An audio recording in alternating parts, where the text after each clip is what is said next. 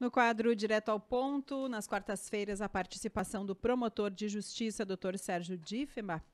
E hoje a pauta, os direitos do consumidor em meio a um contexto de aumento de preços dos combustíveis. Ontem foi o dia, né, do consumidor. Então, quando tem uma data, a gente acaba falando mais sobre direitos. E foi falado muito também a respeito de golpes que os consumidores acabam sofrendo, né? Mas nos últimos dias aí o assunto principal, com certeza, foi a questão do aumento dos combustíveis que o consumidor está sentindo bastante. Sim. Bom dia, doutor Sérgio. Sim, bom dia a todos os amigos, ouvintes. De fato, falar sobre o consumidor é um tema que ele, sem dúvida nenhuma, atinge a todas as pessoas, né? Porque até o mais amplo fornecedor, ele também é um consumidor de algumas coisas como pessoa física. O direito ao consumidor é um direito relativamente novo na história do direito, porque ele trata dos chamados direitos difusos e coletivos. O que significa isso? O direito difuso é aquele direito que ele não é necessariamente do João, nem do Paulo, nem do Pedro, mas ele toca toda uma comunidade que sozinha, individualmente, ela seria desprotegida para poder bancar. Imaginemos uma grande empresa entrar com um litígio judicial com um único cidadão consumidor pela compra, às vezes, de uma Gillette. E aí não vale a pena para aquele cidadão fazer um litígio por compra de uma Gillette. No entanto, coletivamente, há necessidade de termos direitos que amparem aquela coletividade. Dentro dessa evolução do direito do consumidor e das relações de consumo, existem naturalmente distorções, erros de interpretação, existem abusos e tudo mais, e é assim que vai se construindo uma história do direito. Às vezes se confunde o direito do consumidor com o exercício do consumo. No caso do combustível, por exemplo, e isso é uma dúvida que muito surge entre as pessoas, é quando o preço começa a ficar elevado demais, começa a estrangular financeiramente o consumidor, as pessoas de imediato procuram os órgãos de defesa do consumidor reclamando dos aumentos. E é importante termos a ciência de que não há no Brasil tabelamento de preços.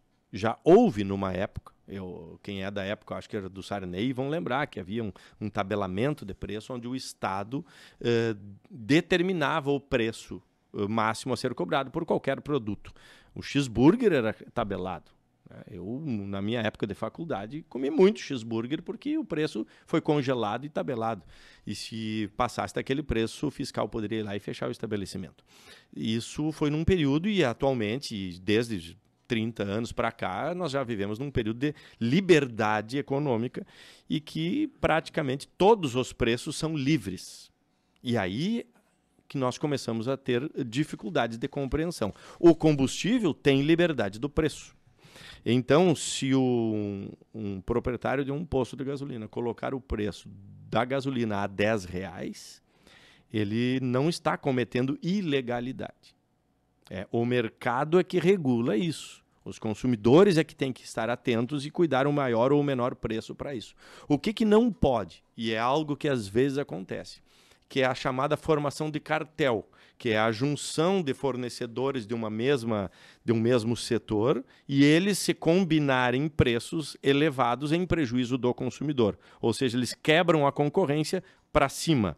E isso, sim, é uma prática ilegal, mas para fazer a prova disso, nós temos que ter uma investigação ampla, com muito cuidado, com muita inteligência, e já foram feitos em alguns casos detectados. Então, primeiro ponto, preço, não há tabelamento de preço. Quais são os direitos do consumidor, então? Informação, publicidade, clareza, cláusulas abusivas, contratos de massa, uma série de informações que às vezes nós não nos damos conta e estamos sendo lesados. Por exemplo, a publicação do preço. Vamos pegar um exemplo muito simples, a carne. Quantas vezes a gente chega num estabelecimento e não há o preço do quilo da carne? Isso viola um direito básico do consumidor e está expresso na própria lei de saber qual é o preço e por aquele preço comprar. Ou não pode ser o preço da cara do consumidor. E aí pode ter uma violação. Então vejam bem que é uma regra básica, simples e que muitas vezes nós caímos nela indo no escuro. E assim uma série de outras cláusulas e leis que buscam proteger o consumidor dentro de uma selva, que é a selva do consumo. Nós vivenciamos atualmente a fase virtual, que é da facilitação de compras pela internet, por outros meios. E assim como tem facilidades e benefícios, também há fraudes em cima disso.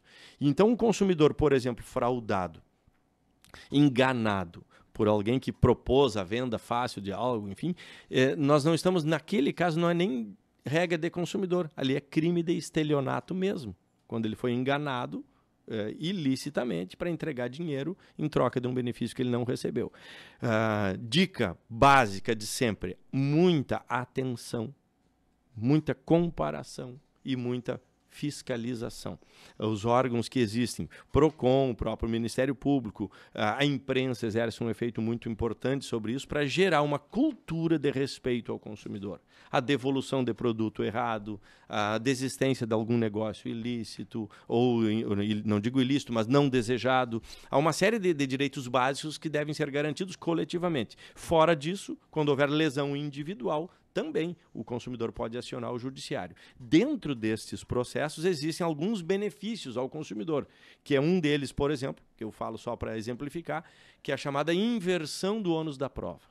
O que significa isso? Dentro de um processo judicial, se fôssemos pensar como uma balança, de um lado tem a empresa, o fornecedor, e de outro lado o consumidor. Todo o processo, quando eu entro contra o outro, eu tenho o ônus de provar o que eu estou alegando. No consumidor, inverte o ônus da prova, porque ele é considerado hipossuficiente, ou seja, ele é considerado mais frágil pela lei e pelo processo. Então, ele traz a alegação e o fornecedor é que tem que fazer a prova ao contrário. Há uma certa presunção de veracidade a favor do consumidor. Então, são mecanismos legais que vêm surgindo ao longo dos anos, não para resolver por todo a vida econômica do consumidor, mas sim para protegê-los dentro dessas relações que às vezes são abusivas. Em termos gerais de consumo, e isso é muito irônico até, e eu trago agora para concluir, que a gente nunca sabe certo o que é que a gente quer, se nós queremos aumentar o consumo ou diminuir o consumo. Vocês aqui passam por isso, vocês têm patrocinadores que estimulam o consumo, mas eticamente nós devemos dizer que temos que diminuir o consumo. Então, na medida a gente nunca sabe exatamente se nós temos que consumir mais, consumir menos ou fazer o consumo consciente dentro das nossas possibilidades, dentro das nossas necessidades, até porque o brasileiro é um dos povos mais endividados do mundo.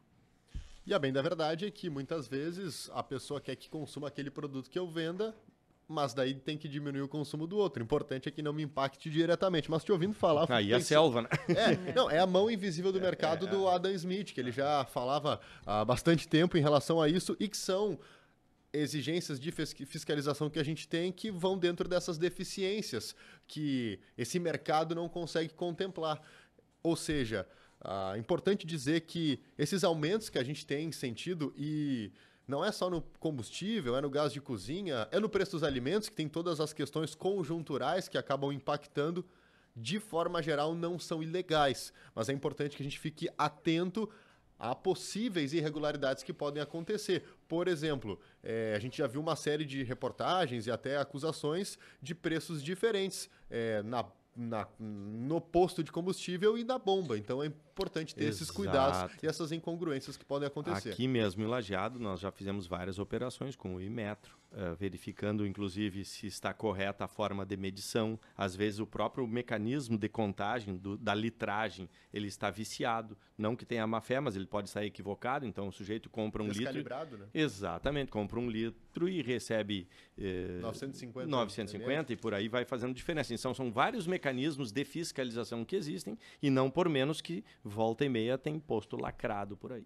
Isso que a gente ainda nem falou em relação à qualidade. Faz parte do processo aí, mas tem toda uma outra questão, né? Há pouco a gente noticiou aqui que em Quaraí ontem teve mais uma apreensão de alimentos sem procedência, sem rótulos, prazo de validade vencido, etc. e tal. E isso pode servir para qualquer outro tipo de produto também, não somente os alimentos. Os alimentos impacta talvez mais na pessoa em si, no organismo. Quando o mercado aperta... economicamente, as alternativas começam a ficar mais rasteiras, como se diz. Então, em outros casos, também mantém o mesmo preço, mas diminui o volume. Também, O pacote de bolacha, que tinha 10 bolachas, mantém o mesmo preço e passa a vender 8 bolachas. Isso é comum, né? Exatamente, é muito comum. Então, às vezes, há práticas abusivas nesse sentido e fraudatórias do consumidor. Essas observações é que devem ser feitas. A gente falava de questões do passado aqui no intervalo, a barra de chocolate está cada vez menor. Exatamente, é uma maneira desviada de tu aumentar o preço ou equilibrar o preço. E tudo funciona em cadeia, efetivamente. Se aumentou o insumo, aumenta a origem, o sujeito não quer mexer no preço, ele mexe na qualidade. O consumidor tem que estar atento para isso. Não necessariamente para processar o sujeito, mas para evitar a compra daquele produto que está burlando. Até porque, se um determinado produto custa um determinado valor, ele só se sustenta porque tem quem pague. Esse é o mercado. Exatamente. Tá certo. Muito obrigada, doutor Sérgio Diefenbach. Participa